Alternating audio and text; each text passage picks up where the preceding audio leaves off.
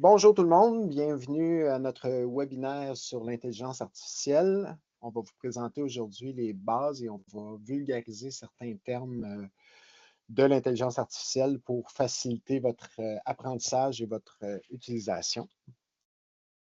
Je vais travailler avec mon collègue et expert IA Stéphane Lapointe du Conseil Salut. régional de la capitale-nationale. Bonjour Stéphane.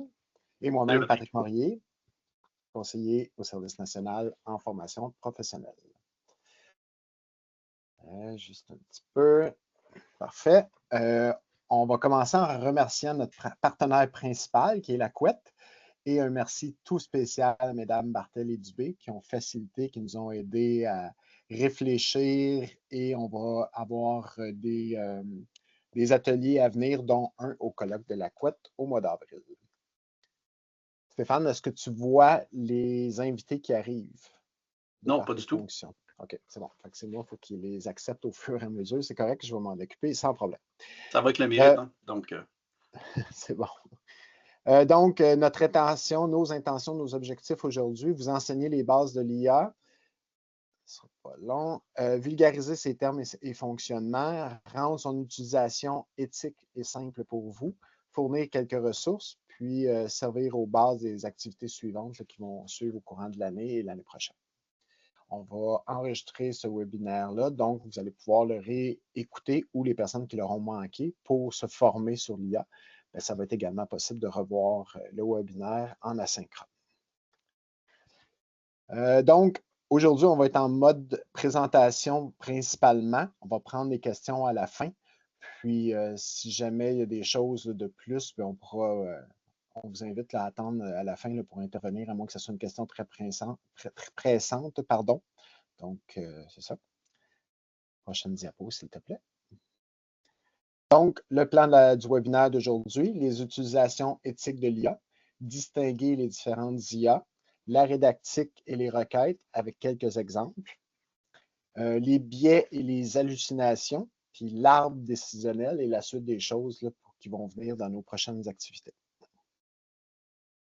Prochaine diapo.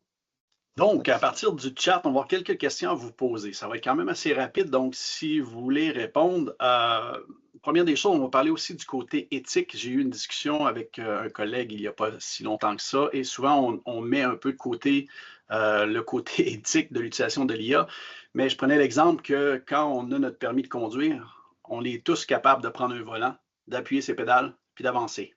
Mais si on n'a pas de cours, si on ne connaît pas les règles derrière ça, mais on devient des machines à tuer. Donc là, ce n'est pas le même principe avec l'IA, je vous le dis, mais c'est un peu la même chose. Donc c'est important de connaître les limites, puis aussi les principes éthiques de l'IA pour bien l'utiliser par la suite. Première question que je vous pose dans le chat, est-ce que l'IA, c'est un cerveau?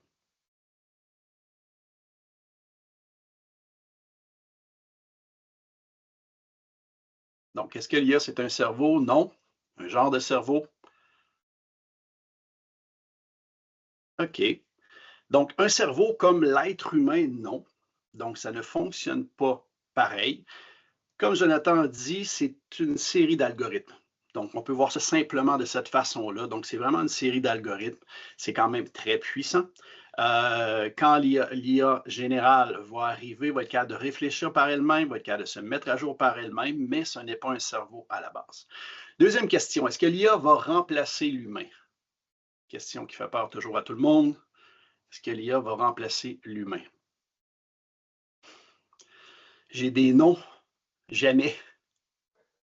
Ma J'espère. réponse, ma réponse va peut-être être un peu bizarre, peut-être aller à contre-courant. J'espère que oui, qu'elle va nous remplacer, surtout dans tout ce qui est tâches administratives, tout ce qui est tâches chronophages. Et ça me ferait plaisir. Pourquoi? Parce que ce temps-là qu'on va récupérer, c'est de le mettre sur l'humain.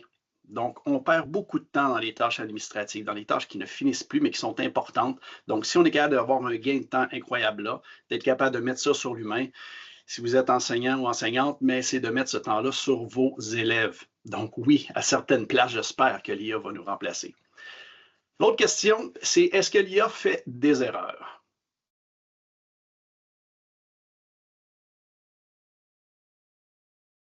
Cool. Oui, oui, oui. Ça semble un peu général.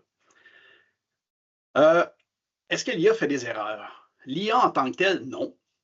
Mais de par sa programmation, de par la façon qu'elle va travailler, on va en parler un peu plus loin si on parle des hallucinations. Oui, à quelque part, l'IA va faire des erreurs. Donc, de là l'importance de toujours avoir un spécialiste de contenu derrière la création des requêtes et surtout des résultats qui vont arriver. Mais de base, l'IA, c'est un programme, donc ne fait pas d'erreurs. Mais tantôt, on va voir pourquoi l'IA peut faire des erreurs.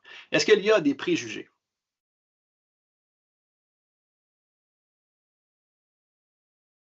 Est-ce que l'IA a des préjugés? Donc oui, non, aucun.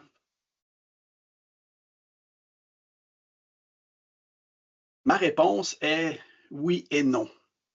Donc, on va parler de biais, mais ce n'est pas l'IA en tant que telle qui a des préjugés. C'est une machine. Elle n'a pas de préjugés. Donc, la manière qu'elle est programmée, la base de données qu'on va lui donner et où est-ce qu'elle va fouiller dedans, va faire une immense différence. Tantôt, on pourra vous donner quelques exemples de choses qu'on a essayées, où est-ce qu'on a des biais, où est-ce qu'on en a un petit peu moins. L'autre question et la dernière que je vais vous poser pour l'instant, c'est est-ce que l'IA peut ressentir des émotions?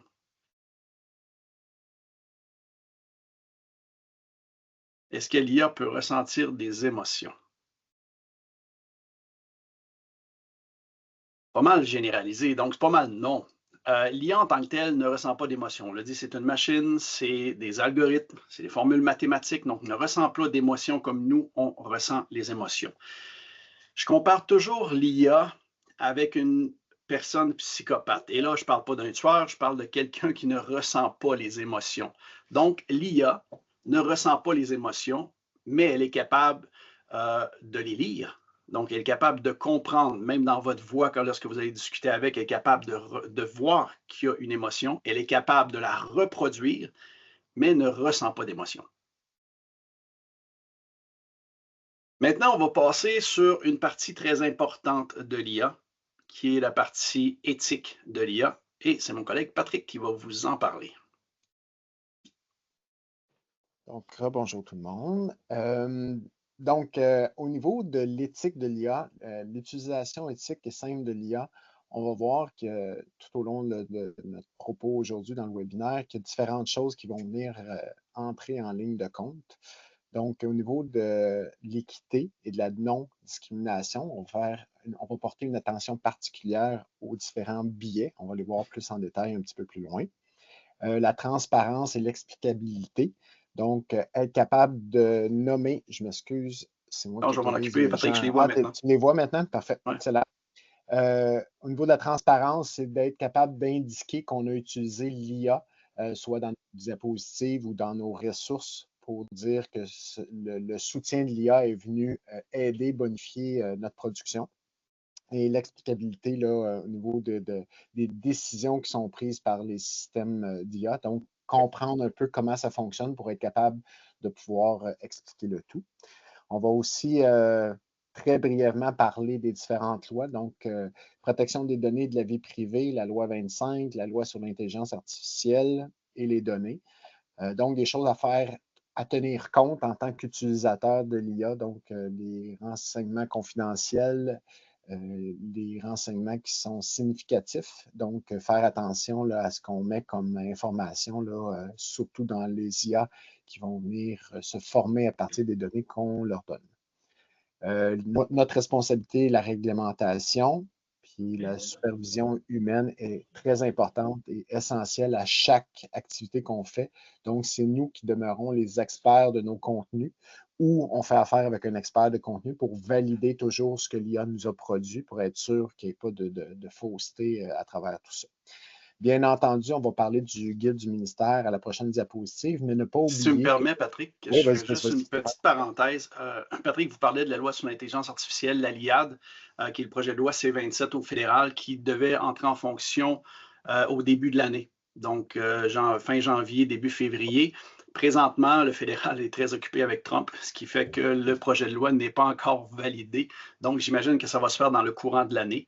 Ce projet de loi-là est en 2 phases. Donc, il y a une partie qui vont parler des protections des données de la vie privée, donc l'équivalent de la loi 25. Donc, nous, on garde la loi 25. Cette partie-là ne touchera pas, mais la partie sur l'intelligence artificielle va nous toucher principalement ici, quand ça va être en vigueur.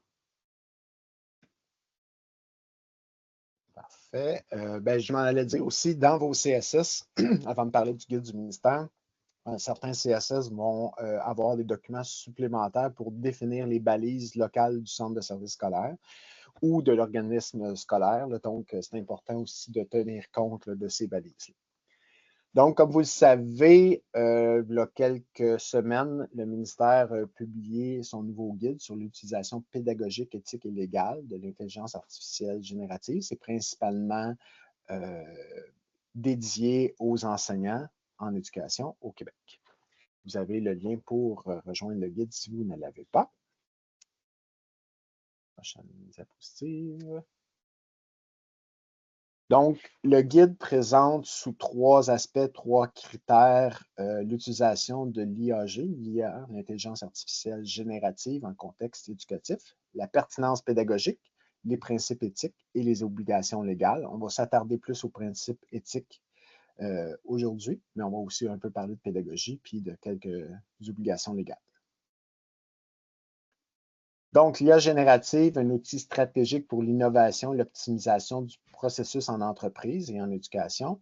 Elle peut aider le personnel enseignant dans diverses tâches comme la génération d'idées, la rédaction de textes, la reformulation de phrases et la vulgarisation des concepts complexes. Ça pourrait même résumer des textes, produire des images, faire du codage. Donc, plusieurs fonctionnalités que l'IA générative nous permet.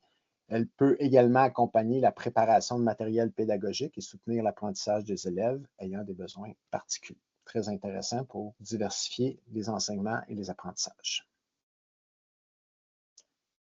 Au niveau de la pertinence pédagogique du guide, le personnel enseignant a une réflexion à faire en 3 étapes, avant l'utilisation, pendant son utilisation et après l'utilisation. Donc, avant l'utilisation, il faut bien identifier les objectifs et comment l'IAG peut aider, surtout pour les élèves ayant des besoins particuliers.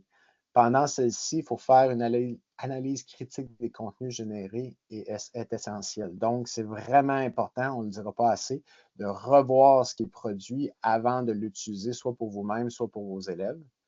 Donc, pendant l'utilisation, puis après celle-ci, un retour réflexif permet de déterminer si les objectifs ont été atteints, puis permet peut-être aussi, comme on va le voir tantôt dans la section requête, de préciser notre requête, la peaufiner pour amener à avoir un résultat expert ou un résultat attendu, efficient et efficace. L'IAG peut venir soutenir l'évaluation, mais ne doit pas remplacer le jugement professionnel de l'enseignant. Tu me permets, Patrick? On n'oublie pas. Oui, tu en avais parlé de l'arbre décisionnel? Non, mais je te laisse l'arbre décisionnel, je vais y aller après. OK. Donc, à la fin du processus, Stéphane a bâti un concept de réflexion sur un arbre décisionnel pour voir quand ne pas utiliser l'IA. Donc, on va le voir le plus à la fin, en côté pratico-pratique à la fin. Vas-y, Stéphane. Ce que je voulais vous dire, dans le fond, l'IA va vous permettre d'innover un peu dans les pratiques pédagogiques. Tu sais, souvent, on a des activités qui datent de quand même plusieurs années. Les élèves évoluent, nos exercices évoluent pas tout le temps en même temps que les élèves. Donc, l'IA permet, d'éviter le syndrome de la page blanche, puis de peut-être prendre un exercice qui existe déjà et de juste complémenter tout ça pour que ça soit plus plaisant pour les élèves, puis vous permettre de peut-être en créer d'autres aussi en parallèle avec ça. Excellent, merci. Si on rentre dans les principes éthiques proprement dits, le guide fait ressortir 5 principes éthiques. Donc, la sobriété numérique, la qualité, l'équité et l'inclusion. On va commencer par ces 3-là, puis on reviendra aux 2 autres par après. Donc, la sobriété numérique, c'est d'essayer de faire une production avec l'IAG, mais si on peut l'éviter, si on peut la faire avec un autre outil numérique ou de façon papier ou alternative, il y a une grande consommation très difficile à évaluer actuellement au niveau de ce que coûte une requête à l'IA. Une comparaison a été faite dans une étude récente là, parmi un de nos organismes québécois. Recharger un téléphone cellulaire, ça équivaut à une seule requête IA. Fait que si on en fait tous plusieurs par jour multiplié par la quantité de personnes sur la planète, vous comprendrez que l'environnement va être affecté à travers ça. Donc, s'il y a des pratiques pédagogiques qui peuvent être faites sans l'utilisation de l'IA, ça peut être encouragé pour rester un peu plus sobre puis minimiser le coût sur l'impact sur l'environnement, pardon. Si tu me Au permets, niveau de la... Patrick, Oui, vas-y. juste au niveau de la sobriété, surtout au niveau de l'image, il y a beaucoup d'images qui sont libres de droit qu'on peut utiliser. Donc, si l'image existe déjà, utilisez les images qui existent déjà. De toute façon, le but d'utiliser l'IA, c'est de gagner du temps. Mais si ça te prend plus de temps pour recréer une image qui existe déjà, je pense qu'on n'a pas atteint le but. Donc, c'est surtout beaucoup au niveau de l'image, ça consomme beaucoup d'énergie lorsqu'on demande à l'IA de créer des images. Donc, si l'image existe déjà, sobriété numérique veut que utiliser cette image-là, c'est beaucoup plus simple pour vous et vous allez gagner du temps à partir de là. Puis utiliser l'IA, où est-ce que vous allez gagner du temps, puis où est-ce que ça va être plus productif pour vous. Merci. J'en profite pour vous dire qu'il y a plusieurs banques d'images et de ressources qui sont disponibles, des banques gratuites dans certains cas. Puis si vous n'en connaissez pas, bien, je vous invite à contacter votre conseiller ici régional pour qu'il vous accompagne à travers la découverte de ces banques de ressources-là. Au niveau de la qualité, l'IA produit des choses, comme on l'a dit, elle est entraînée par un modèle mathématique et statistique. Donc, des fois, selon l'entraînement, ça va produire des choses plus ou moins vraies, plus ou moins réelles. Donc, c'est crucial de valider l'information qui est produite par une IA générative, que ce soit une image, du texte ou autre chose. C'est très, très important. Donc, votre rôle en tant qu'expert de contenu, de votre métier ou en tant qu'enseignant, c'est très, très, très important de valider cette qualité-là en tout temps. Donc, peu importe la réponse, c'est important. Si vous utilisez l'IA au niveau de votre propre développement professionnel, c'est peut-être d'aller chercher un autre expert de contenu qui va pouvoir valider ces informations-là avec vous. Équité et inclusion, l'IA va permettre, dans certains cas, de diversifier des activités, des textes, des choses, mais il faut faire attention à ce que la source que l'IA ne produise pas de biais, donc peut-être exclure certaines communautés, certains genres, Encore là, il faut valider ce qui est produit par l'IA pour être sûr qu'on ne vient pas causer un critère d'exclusion ou d'équité. L'IA va venir aussi aider des fois à produire des choses pour des besoins particuliers, des élèves avec un handicap, des choses comme ça. Donc, c'est un peu s'assurer d'intégrer l'équité et l'inclusion à travers nos requêtes. Y a-t-il autre chose à dire, Stéphane, par rapport à ça? Bien, sur les billets, tantôt, on va en parler un peu plus, donc je vais attendre, mais qu'on arrive là-bas un peu plus loin. Bon, prochaine diapo. Donc, le quatrième critère au niveau des principes éthiques, c'est la transparence et l'explicabilité. Comme vous le voyez en bas à droite de la diapositive, on a mis un petit logo AIA qui est un logo pour dire que nous avons produit une partie du texte ou de l'image assisté par l'intelligence artificielle. C'est un peu ça la transparence, c'est de laisser savoir à vos élèves qu'il faut que le produit ait été fait à l'aide ou en soutien avec l'intelligence artificielle, puis leur enseigner à eux aussi de faire la même chose. C'est tout le temps agréable de savoir. Si vous avez remarqué dans les articles actuellement sur Internet, des fois même dans les journaux, ils font mention cet article a été produit à l'aide de l'intelligence artificielle. Donc, c'est au niveau de la transparence. Puis au niveau de l'explicabilité, c'est le fait de pouvoir expliquer clairement quelque chose, comment cette chose-là fonctionne. Donc, on ne vous demande pas d'être des experts du processus IA et de savoir tout ce qui est derrière ça. Mais si jamais ça vous intéresse, on pourra aller plus loin aussi. Là, on en parle brièvement aujourd'hui.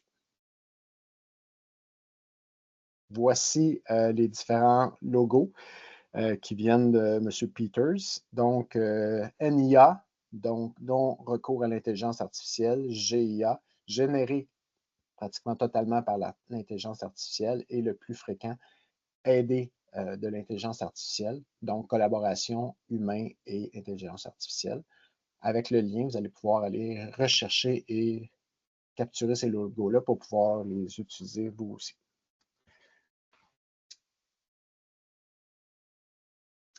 Dernier principe éthique, l'agentivité. Donc, l'IAG peut à la fois assister et limiter l'agentivité du personnel enseignant. Il est important d'éviter la dépendance technologique et l'anthropomorphisme de l'IAG. L'agentivité, c'est le fait d'avoir le pouvoir, la capacité de faire des choses par soi-même, de prendre des décisions et d'agir. Donc, par exemple, si tu fais un de tes devoirs tout seul et que tu décides comment les faire, tu exerces ton agentivité. Si quelqu'un fait tout à ta place, tu n'as plus ce pouvoir et ton agentivité est réduite. Dans le texte, on parle de l'agentivité avec l'intelligence artificielle générative. Cela veut dire réfléchir à comment utiliser l'IAG pour t'aider à faire des choses, sans que ça te rende trop dépendant. Tu dois garder ton pouvoir d'agir et ne pas tout laisser à la machine. C'est très important de transmettre ces principes-là, ce devoir-là à vos élèves qui vont utiliser l'intelligence artificielle. C'est sûr que vous allez me dire, en contexte de FP, on n'a pas toujours le temps. Déjà, on enseigne le métier, puis ça prend un certain temps. On n'a pas toujours le temps de former sur le numérique, sur l'IA et tout le reste. Mais c'est important de transmettre ces valeurs-là, le sens critique à nos élèves pour qu'après ça, dans leur vie professionnelle, personnelle, du quotidien, bien, ils puissent avoir ce jugement-là, puis ne pas devenir dépendant de la technologie. Si vous vous rappelez, il y a quelques années, on se souvenait, en tout cas pour les plus vieux minimalement, on se souvenait tous des numéros de téléphone de nos amis, de notre famille. Maintenant qu'on a nos appareils intelligents, on a tout de programmé dans nos contacts, puis on ne connaît plus nécessairement les numéros par cœur. Mais c'est un peu le même principe ici. Si on demande tout à l'IA de faire des choses à notre place, bien, on perd le pouvoir, puis on perd la pratique de cette connaissance-là. Donc, c'est à réfléchir et à conserver en tête. Si tu me permets, Patrick. Vas-y, oui. L'IA, c'est un outil, donc utilisez-le. Il ne faut pas devenir dépendant de l'outil. Et je suis mal placé pour vous le dire parce que j'utilise l'IA pas mal, vraiment beaucoup. Donc, pour donner des formations, j'essaie des choses qui ne fonctionnent pas, des choses qui fonctionnent. Sauf que si tu arrives une journée où est-ce que l'IA ne fonctionne pas, malgré le fait qu'il y en a plusieurs, il faut que tu sois capable de faire ton boulot pareil. Et ça, c'est une partie que les élèves doivent vraiment comprendre parce que sur le marché du travail, en formation professionnelle, la plupart des élèves vont être obligés de l'utiliser. Pourquoi? Pour gagner du temps. Par contre, l'élève, lorsqu'il est à l'école, doit comprendre le principe puis la logique derrière chacun des métiers. Parce qu'on l'a dit tantôt, ça prend un expert de contenu derrière l'IA. Si l'élève utilise déjà l'IA pour éviter de réfléchir et de développer cette partie logique-là, mais l'élève ne sera pas efficace lorsqu'il va arriver sur le marché du travail. Donc, c'est important que les élèves le comprennent.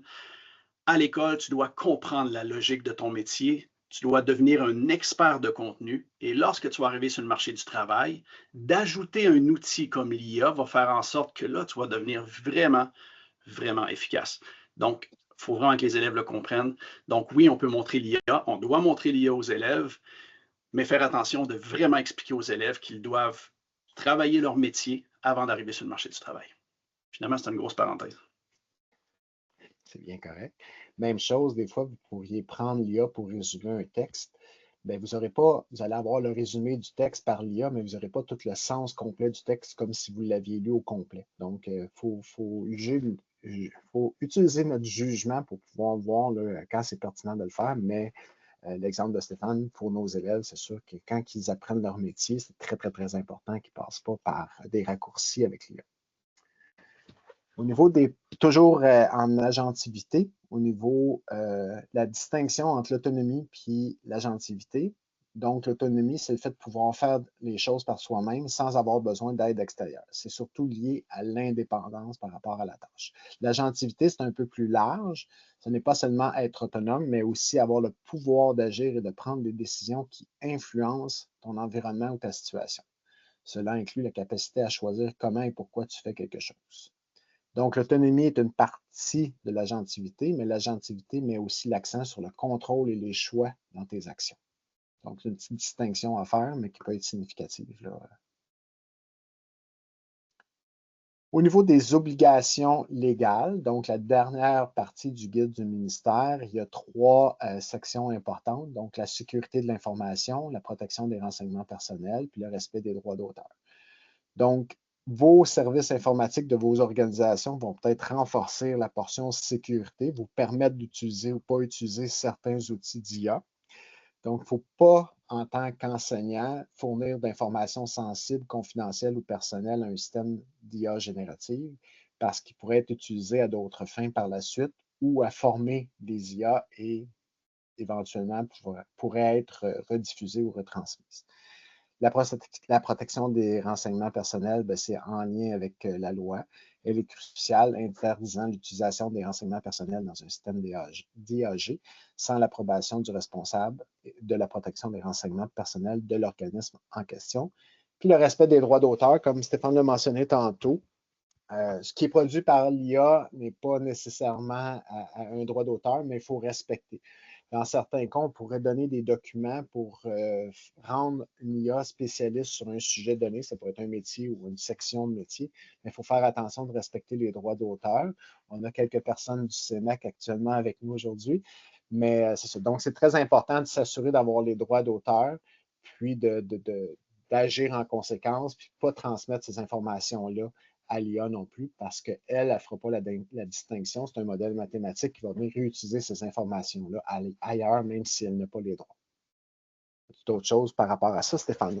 Oui, c'est vraiment de vous assurer, si l'exemple, en premier lieu, si le document ou l'information que vous voulez envoyer n'est pas disponible de manière publique sur Internet, c'est déjà un indice que mets pas ça dans l'IA. Donc, si on parle de droit d'auteur, c'est déjà une première question que tu dois te poser. Après ça, c'est de se demander que même s'il est public, est-ce qu'il autorise à l'envoyer dans l'IA? Mais le premier, c'est demandez-vous si le document est public, si l'information est publique, on commence à avoir plus de fortes chances. Mais s'il n'est pas disponible, ça ne va pas dans l'IA parce que ces informations-là vont resservir après ça à l'intelligence artificielle pour se former. Donc, distinguer les IA. Parce que des IA, il y en a. Il n'y en a pas une tonne, mais il y en a quand même. Mais il y a beaucoup d'outils d'IA. Donc, faire la distinction un peu entre les deux. Les IA, dans ceux qu'on connaît déjà, c'est celles avec lesquelles on est capable d'avoir une conversation. Donc, l'IA, tout le monde peut l'utiliser à la base. Pourquoi? Parce que c'est une conversation, c'est un chat et on a une machine qui nous répond. À partir de là, lorsqu'on est dans une IA, très souvent, elle n'est pas spécialisée. On doit la spécialiser pour qu'elle puisse nous aider le plus possible. L'outil d'IA, ça, c'est des outils qu'on va développer. Donc, une personne pourrait créer, exemple, un formulaire, puis à partir de ce formulaire-là, le prompt est déjà derrière. C'est envoyé vers l'IA qui, elle, va ramener une réponse. Puis là, je vous en parle, puis on dirait que c'est plus clair dans ma tête que dans la vôtre, ça c'est clair, mais je vais arriver avec des exemples, ça va être beaucoup plus simple à les comprendre. Si on parle de ChatGPT, donc OpenAI, qui est un des plus connus, pourquoi? Parce que c'est eux autres qui ont débuté, pas débuté l'IA, parce que l'IA, ça fait très longtemps que ça existe, mais c'est à partir d'eux qui ont publicisé ChatGPT qu'on a utilisé dans les premiers. ChatGPT est une IA. Donc, on est capable d'avoir des conversations avec ChatGPT un peu dans n'importe quel domaine. On est capable de le faire travailler dépendamment du modèle qu'on va utiliser.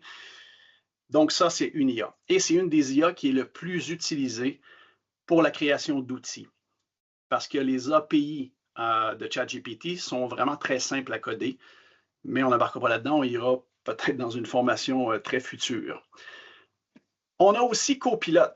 Donc, pour la majorité d'entre vous, vous avez déjà accès à Copilot. Et là, je vous demande dans le chat très rapidement, est-ce que Copilot, c'est une IA ou un outil d'IA? Donc, Copilot de Microsoft, lequel que vous avez déjà accès, est-ce que c'est un IA ou un outil d'IA? Copilot est une IA. C'est une IA. Ça va? Derrière Copilot, mais vous avez GPT. Microsoft finance énormément OpenAI, donc c'est pour ça que les réponses se ressemblent étrangement. Par contre, OpenAI ont été un peu plus loin, mais Microsoft, derrière ça, on a GPT modifié à la sauce Microsoft. Vous avez aussi GitHub Copilot que vos TI payent déjà peut-être. GitHub Copilot est un outil d'IA. un outil d'IA qui sert pour les gens qui vont développer des plateformes, développer des logiciels, tout ce qui a rapport avec la programmation. C'est très performant, mais quand même assez coûteux aussi. Maintenant, on a Gemini. Gemini, est-ce que c'est un IA ou un outil d'IA? Bonne question. Et ça, c'est Google. Gemini est une IA. Maintenant, ils sont en version 2 de Gemini qui commence à performer un petit peu, je vous dirais quand même. Mais ce n'est pas encore mon préféré. Mais vous avez un outil qui s'appelle NotebookLM qui est développé par Google, qui est un outil que j'adore. Puis je vous dirais, présentement sur le marché, il n'y en a pas beaucoup qui font la même chose que ça. NotebookLM, c'est Gemini sans aucune base de données. Vous construisez sa base de données. Les chances d'hallucination avec NotebookLM sont beaucoup plus minces. Et la raison est fort simple, c'est qu'il ne fouille pas partout. Il fouille vraiment dans la documentation que vous allez lui donner. Ce qui est le fun, c'est qu'il va vous donner des réponses, mais en plus de vous donner les réponses, il va surligner dans le document où est-ce qu'il a trouvé la réponse. Donc, ça amène, j'allais donner des exemples, mais on va se calmer un peu, mais NotebookLM, je vous dirais que c'est un excellent outil. Dans la version gratuite, pour chaque notebook, vous pouvez mettre jusqu'à 50 documents versus la version payante jusqu'à 300 documents. 50 documents par notebook, c'est quand même beaucoup. Ce qui est l'avantage aussi, si vous avez des enfants qui sont à l'école, ou peu importe, même pour vos élèves, vous avez la chance de créer des podcasts directement à partir de vos documents. Présentement, à la base, sont faits avec des modèles anglophones. Les voix sont incroyables en anglais, mais on peut lui demander, dans la partie personnalisée, de le faire en canadien-français. C'est pas aussi parfait qu'en anglais, mais c'est merveilleux. Donc, pour vos élèves, apprendre des matières plus complexes peut devenir beaucoup plus plaisant. Et il y a une mise à jour qui a été faite aussi, c'est qu'une fois que le podcast est fait et qu'il joue, vous pouvez parler avec les personnes qui sont dans le podcast. Donc, vont orienter après ça leur podcast en fonction de ce que vous allez demander, de la façon que vous allez parler avec eux, etc., etc. Je vous dirais que c'est un très, très bon outil. Et on cherche toujours des outils gratuits, mais la version gratuite a beaucoup de potentiel pour NotebookLM, donc utilisez-le. Vous avez l'outil Gamma. Donc, ce n'est pas une IA, c'est un outil Gamma qui va utiliser d'autres IA qui vous permet de créer très facilement une présentation, genre PowerPoint. Donc, à partir de votre demande, va diviser, va créer chacune des diapos, va créer les images pour chacune des diapos pour avoir un produit final quand même, avec la dernière mise à jour, quand même très, très, très bien. Je ne dirais pas excellent, mais quand même très bien. Donc, vous pouvez travailler avec une des IA. Donc, il y a beaucoup d'IA derrière ça, autant pour la création d'images qui sont des itérations différentes. On y reviendra avec les questions, mais comment trouver ces IA et outils? Avec Patrick, on a l'intention de commencer à les mettre en ligne pour que vous ayez l'option de découvrir tous ces outils-là, parce qu'il y en a. Dans les outils, il y en a beaucoup. Dans les IA, pas tant, mais dans les outils, il en existe vraiment, vraiment beaucoup. Et chacun a ses avantages. Mais faire attention avec les outils. Oui, il y a des versions gratuites, mais dites-vous que les gens qui développent les outils doivent payer des redevances aux IA sous forme de tokens. Donc, ils vont payer à chaque fois. Donc, s'il y a une version gratuite, c'est intéressant, mais les autres, le but, c'est de développer un besoin chez vous pour qu'éventuellement vous achetiez la version payante. Donc, si vous payez pour des outils, sélectionnez les bons outils parce qu'à un moment donné, ça shift assez vite puis l'argent monte assez rapidement. Autre outil très populaire, Magic School AI, qui est vraiment orienté pour les profs. Donc, création de présentations, des quiz, etc., etc. Facile, c'est des formulaires. Donc, en remplissant un formulaire, pas besoin de requête. La requête est derrière, vous ne la voyez pas et ça vous donne un résultat directement. Vous avez Suno, vraiment très bien, que vous pouvez utiliser aussi dans la version gratuite, qui vous permet de composer des chansons. Et je vous dirais, depuis la version 4, c'est hallucinant. On ne sent plus le côté digital derrière la chanson. Donc, vous avez des chanteurs ou des chanteuses dans le style de musique que vous voulez avoir. Et vous pouvez créer une chanson à l'intérieur de 5 minutes. Je suis désolé s'il y a des musiciens présentement avec nous, mais c'est ça. Ça se fait assez rapidement et c'est vraiment de très, très bonne qualité. Faire attention, dans la version gratuite, vous ne pouvez pas utiliser vos chansons à des fins commerciales, bien entendu. Donc, ça prend la version payante pour pouvoir le faire. Autre IA, une IA que j'affectionne depuis la dernière mise à jour 3.7, donc qui est Claude. Claude qui est disponible au Canada depuis presque un an, la compagnie Anthropic qui est aux États-Unis. Claude 3.7, maintenant au niveau du code, est vraiment incroyable. Va créer les fichiers, va tester elle-même si l'application fonctionne. Donc, on est rendu ailleurs au niveau du codage. Donc, quand vous voulez créer des logiciels ou des plateformes, c'est l'outil idéal, travaille vraiment très bien. Perplexity, que beaucoup connaissent déjà, la grande force de Perplexity, c'est la recherche web. Donc, si vous travaillez avec Perplexity, de chercher sur des sites précis, de trouver des sources, c'est un outil qui fonctionne vraiment très bien. Ils ont rajouté aussi d'autres outils présentement où est-ce qu'on peut chercher directement dans les différentes banques de recherche aussi, etc., etc.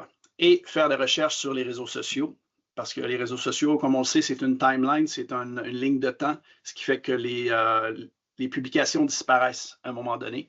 Perplexity s'est spécialisé aussi dans cette partie-là. Il existe aussi des IA open source. IA open source, ça veut dire que c'est gratuit, le code est ouvert. Donc, si ça vous tente, vous pouvez prendre une de ces IA-là et la modifier pour vous. On s'entend que ça ne se fait pas en claquant des doigts, c'est un peu complexe, mais c'est toujours possible. Donc, c'est ça, les IA open source. Et vous avez beaucoup d'itérations des grandes IA qui sont là déjà. Donc, vous avez l'IA de Meta qui est là et beaucoup d'autres.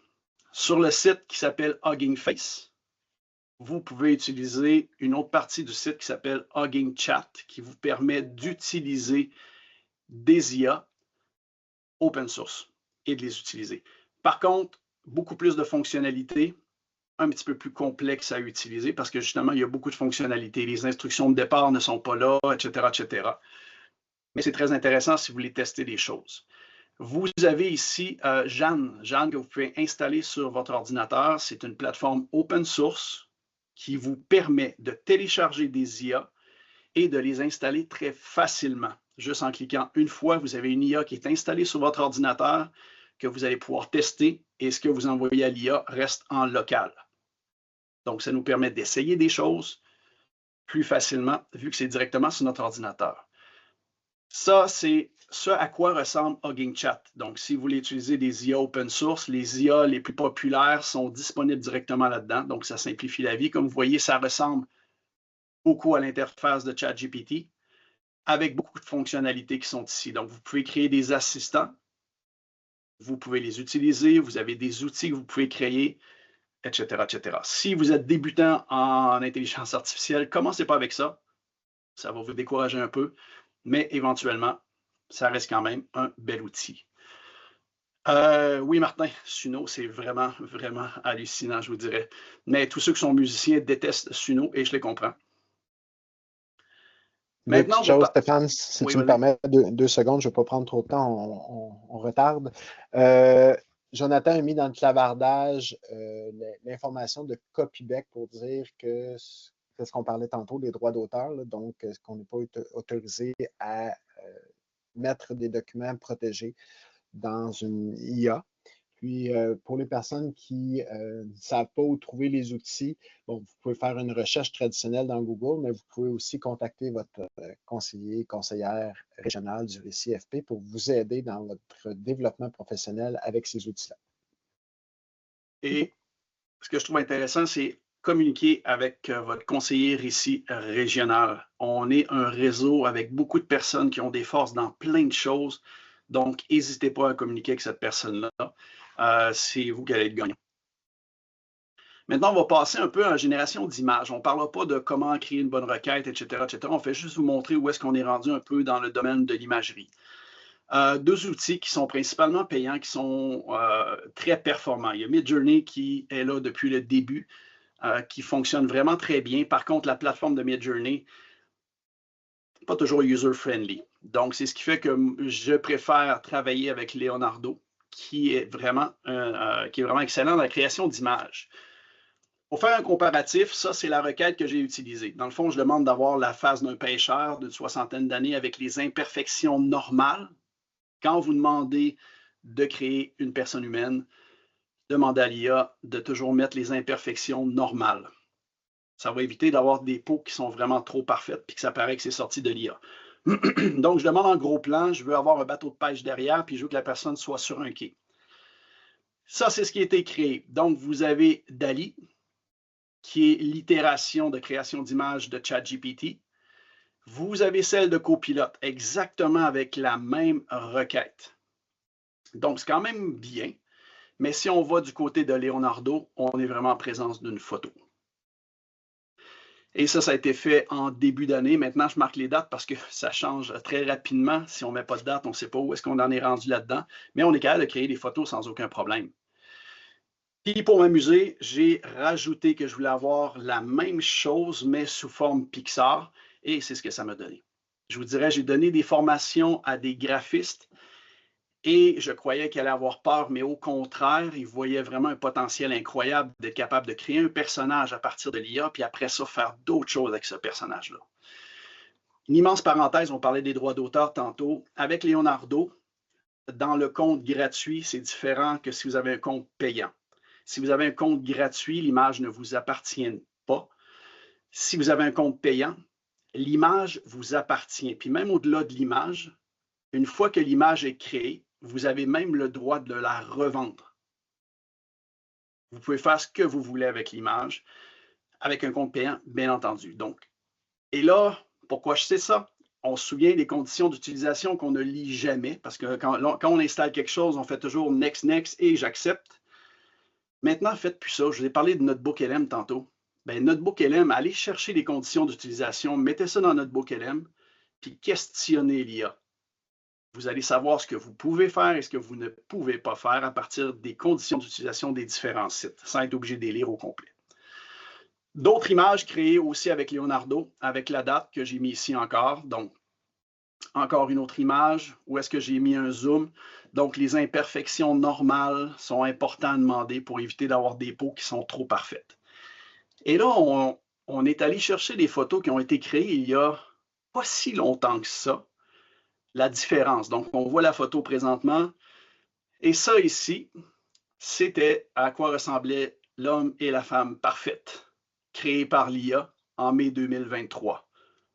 Donc, on passe de 2024 à 2023, où est-ce qu'on a changé, mais complètement, l'image. Donc, si on retourne sur l'autre, ça, c'est ce qu'on a fait en 2024. Et ça, c'est ce qu'on avait en 2023. Donc, j'ose croire que dans un an, on va être ailleurs. Ou, je ne sais pas encore. Autre outil développé par OpenAI qui s'appelle Sora pour la création d'images.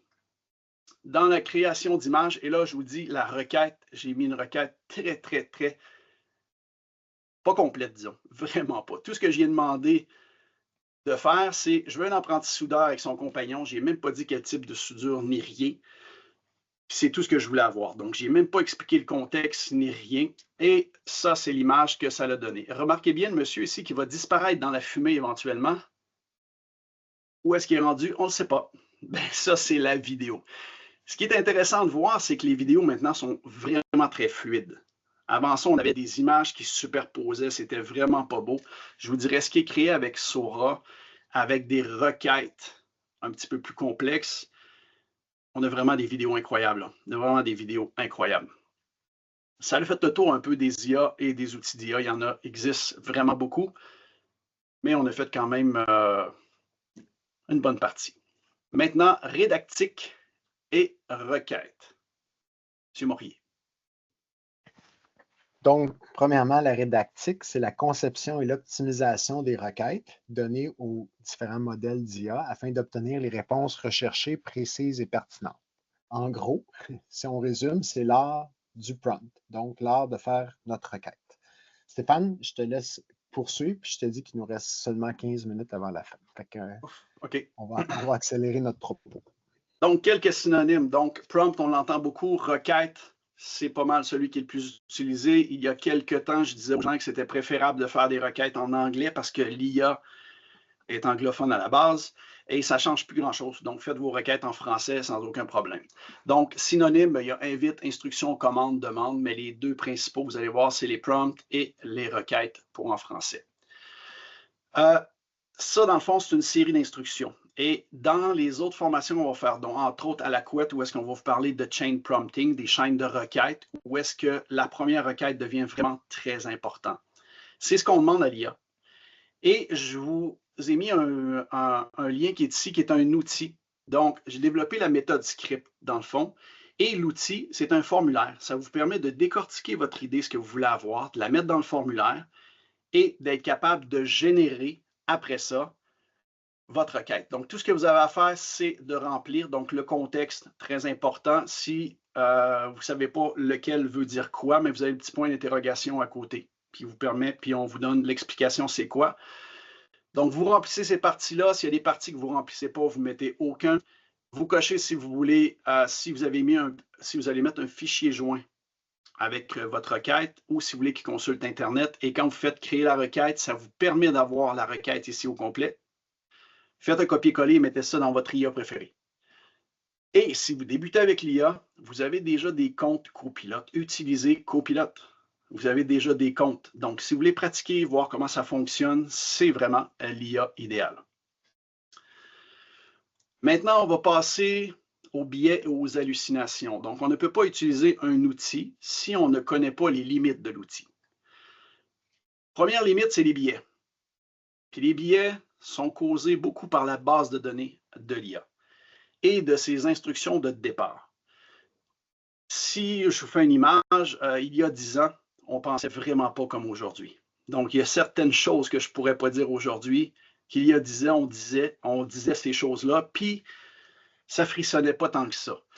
Mais là, maintenant, on est rendu ailleurs. Donc, les biais vont être un peu causés à partir de là. Les biais sur lesquels vous avez beaucoup de contrôle, c'est vos requêtes. Première requête, si vous demandez à l'IA pourquoi les chiens sont les meilleurs animaux, ben ma requête est biaisée. Je lui dis déjà que c'est les meilleurs animaux, donc l'IA va me sortir seulement les qualités. Si par contre je lui demande les avantages et les désavantages d'avoir un chien comme animal de compagnie, là, je vais avoir vraiment un bon résultat. Je vais avoir les avantages et les inconvénients d'avoir un chien comme animal de compagnie. Donc, faites attention à la manière que vous allez poser vos questions, de toujours vous assurer d'avoir les pour et les contre. D'autres façons de les écrire, donc dans le fond, avantages, inconvénients, les arguments pour, les arguments contre, puis selon le contexte, donc différentes cultures. Juste les blagues, je vous dirais que n'importe où dans le monde, ce n'est pas les mêmes types de blagues, on ne rit pas aux mêmes choses. Faire vraiment attention. Au niveau des billets, assurez-vous aussi qu'il y a toujours quelqu'un qui va regarder, surtout dans la création d'images. Donc, si vous demandez à un Québécois qui mange des crêpes au sirop d'érable, mais vous risquez d'avoir, on exagère un peu à patente, mais d'avoir un bûcheron avec une chemise à carreaux, une chemise fléchée devant une cabane en bois rond. Donc, ça, c'est un billet comique, mais ça reste un billet quand même. Un billet que j'utilisais beaucoup dans les formations qui ne fonctionnent plus maintenant, où est-ce que je demandais à l'IA, c'est quoi le métier idéal pour une femme? J'avais les stéréotypes que vous pouvez imaginer, c'est ce que j'avais. Maintenant, ça ne fonctionne plus. L'IA me dit que ce n'est pas le sexe qui va déterminer le métier idéal pour vous. Par contre, on peut aller rechercher encore ce billet-là. Donc, si je demande à l'IA de me décrire les tâches, je lui demande une couple de choses, et un peu plus loin, je lui demande c'est quoi l'habillement idéal pour une personne qui fait ce métier-là. Et là, je retrouve les billets parce qu'ils vont me parler des jupes, ils vont me parler des chemisiers, ils vont me parler du maquillage et des bijoux. Donc, vous voyez que même si dans les instructions de départ, les compagnies, dans les instructions de départ, font en sorte que les billets ne soient plus là, mais à un moment donné, ils vont ressortir, c'est sûr. Pourquoi? Parce que c'est les bases de données qu'on leur donne, avec lesquelles ils vont travailler. Deuxième chose, les hallucinations. Les hallucinations, ça va toujours rester. C'est vraiment comme ça. Pourquoi? Parce que l'IA, beaucoup par prédiction. Donc, l'IA, on parlait des instructions de départ qu'on ne peut pas changer. C'est vraiment, exemple, si on parle de ChatGPT, c'est les instructions de départ d'OpenAI qui sont là. On ne peut pas les changer. Les IA sont entraînées avec une partie de la base de données. L'IA ne cherche pas intégralement toujours dans sa base de données, en grande partie à cause du temps. Ça serait beaucoup trop long. Le temps de latence serait incroyable parce que la base de données est immense. Si en plus on lui demande de chercher sur Internet, ça risque d'être très long aussi. On voit de plus en plus chez les IA voir des choses comme, on a la recherche de base qu'on peut demander, mais vous avez aussi la recherche approfondie. Donc, si avec ChatGPT, avec certains modèles, je lui demande de faire une recherche approfondie, mais ça peut prendre de 5 à 10 minutes. Puis je vous dirais, j'ai demandé un arbre généalogique à un moment donné, ça a pris 25 minutes au total. Donc, si chaque demande qu'on fait à l'IA prendrait 25 minutes, on ne l'utiliserait pas souvent. Mais il faut être conscient que les hallucinations existent. Premier type d'hallucination, c'est des hallucinations factuelles. C'est celles qu'on ne veut pas. Dans celle-ci, si on voit, j'ai utilisé le modèle 4O Mini de ChatGPT, qui est un modèle qui ne consomme pas beaucoup, mais qui ne cherche pas toujours sur Internet. La question que j'ai posée, c'est quels pays ont signé le traité des Nations libres en 1973? Ça n'existe pas. Et pourtant, la réponse qu'il me donne est vraiment très cohérente et je pourrais l'utiliser. C'est bien écrit, ça a l'air vraiment, mais ça n'existe pas. Donc ça, c'est une hallucination. Donc, c'est important de toujours vérifier ce que l'IA fait, de quelle façon on va le faire et qu'est-ce qu'elle va mettre aussi dedans. Si je vais avec la version 4O, qui, elle, si elle ne trouve pas dans ses données d'entraînement, elle va chercher sur Internet et on peut lui demander directement de chercher. Donc, elle me dit que ça n'existe pas, que je pense peut-être que c'est, et là, elle me donne quelques exemples qui sont là. Tantôt, on parlait des IA open source. Si vous allez sur Hugging Chat, j'ai utilisé la version Meta, donc la version qui est sur Facebook. Je lui demande la même question, sans contexte ni rien. Dans le premier paragraphe, il m'explique c'est quoi, puis dans le deuxième, il me dit qu'il n'est pas sûr que ça existe. Donc, j'ai un peu les deux qui sont dans celle-là. Donc, faites attention. La manière qu'on va demander à l'IA, toujours lui donner le contexte, et de faire en sorte de vérifier, ça prend un expert de contenu toujours. Deuxième hallucination que je vais vous parler, c'est celle qu'elle, on veut. C'est une hallucination générative. On veut que l'IA soit capable de s'imaginer des choses. Question que je lui ai demandé, c'est imagine-toi une planète où tout est fait de glace, puis décris-moi la planète. Et là, j'ai coupé cela parce que c'est vraiment très long. L'IA est capable de s'imaginer des choses. Elle m'a expliqué comment la planète fonctionnerait si elle est gelée de partout. Les habitants sont comment, la flore est comment, les animaux, ils se nourrissent comment, etc., etc. C'est énorme. Donc, quand on parle de création de livres avec l'IA, si on sait bien utiliser l'IA, c'est possible. C'est vraiment possible. Une petite parenthèse, si vous voulez faire du gros contenu à l'IA, demandez toujours à l'intelligence artificielle de vous créer un plan. Avant, retravaillez le plan avec l'IA et après ça, vous risquez, dans la même conversation, d'avoir un contenu vraiment très riche. Je suis encore dans le temps, Patrick? Excellent. L'arbre décisionnel qui est mis en place pour vous aider à l'implantation de vos balises, qu'est-ce que vous voulez mettre en place, qu'est-ce qu'on peut utiliser, comment on peut l'utiliser. Dans le fond, l'arbre décisionnel est fait sous forme d'un formulaire. Donc, on vous pose quelques questions. Donc, à quel niveau, comment tu veux l'utiliser? Première question, est-ce que j'ai une formation de base? Si tu n'as pas de formation de base, non, tu ne l'utilises pas. Si tu n'es pas certain, il y a une personne responsable de l'IA et c'est de voir avec la personne responsable de l'IA quand la formation se donne, etc., etc. Et juste une parenthèse, la formation qu'on vous donne aujourd'hui, c'est loin d'être la formation de base. Nous autres, c'est notre formation de base avant de donner une autre formation, exemple comme dans ce cas-ci à la couette.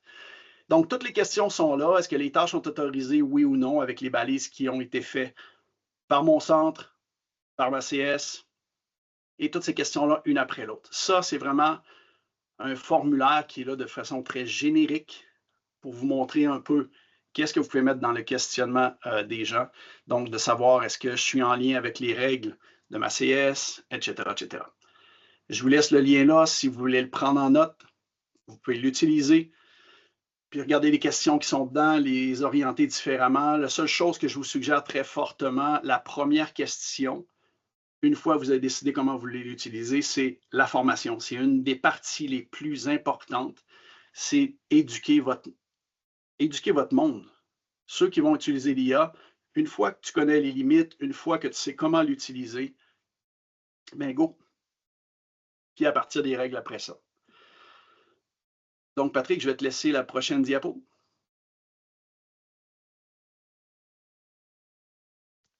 Donc, dans nos prochaines activités, on va voir plus en profondeur les différentes requêtes, les chaînes de requêtes, des recherches standards ou des recherches avec l'IA. Donc, dans le passé, probablement que vous étiez habitué d'utiliser Google, puis on va comparer ce qui est une recherche normale, une recherche IA. Ça peut être ça peut porter à confusion parce que maintenant, les moteurs de recherche utilisent également l'IA intégrée à même leur processus.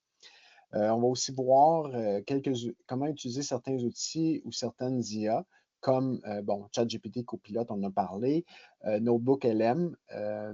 On va faire une démonstration probablement de clavardage et de balado-diffusion à travers Notebook. Donc, ça pourrait être très pertinent selon ce que vous voulez faire avec vos élèves. On vous rappelle aussi que c'est par rapport aux outils qui sont disponibles dans votre CSS, fait que validez avec votre service informatique parce que ce n'est pas tous les CSS qui ont les mêmes règles par rapport à ça. Donc, c'est ça. Donc, création de balado en français, Stéphane en a parlé un petit peu tantôt. Puis, au niveau du colloque de la Couette, le 25 avril, on va donner des exemples concrets pour chacun des acteurs en alternance travail-études. Donc, ça va être des exemples vraiment pertinents pour les élèves, les superviseurs de stage, les enseignants par rapport à l'alternance travail-études. Puis, il y a encore plus à découvrir.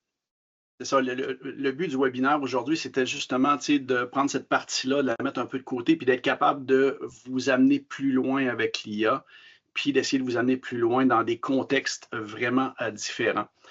On vous donne aussi les ressources, donc récitcn.ca, donc récitlacapitalnationale.ca, qui est le site pour la capitale nationale.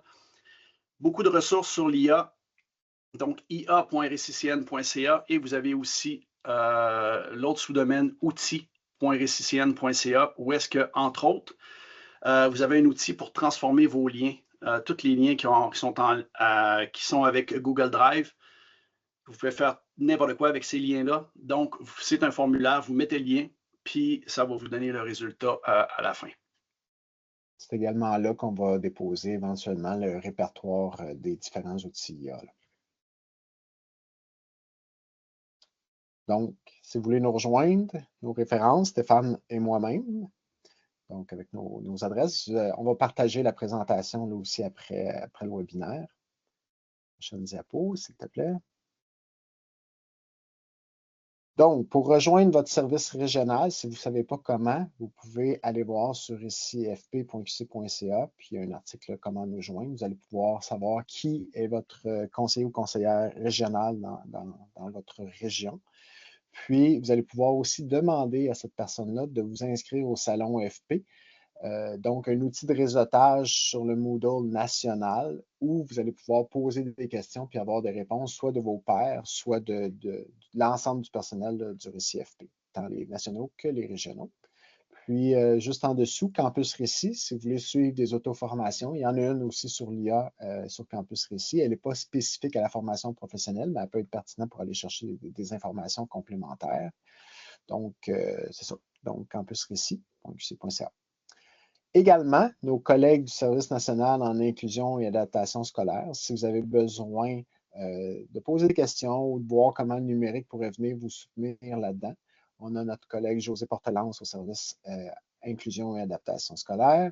On a Marc-André Girard, s'il y a des gestionnaires parmi nous.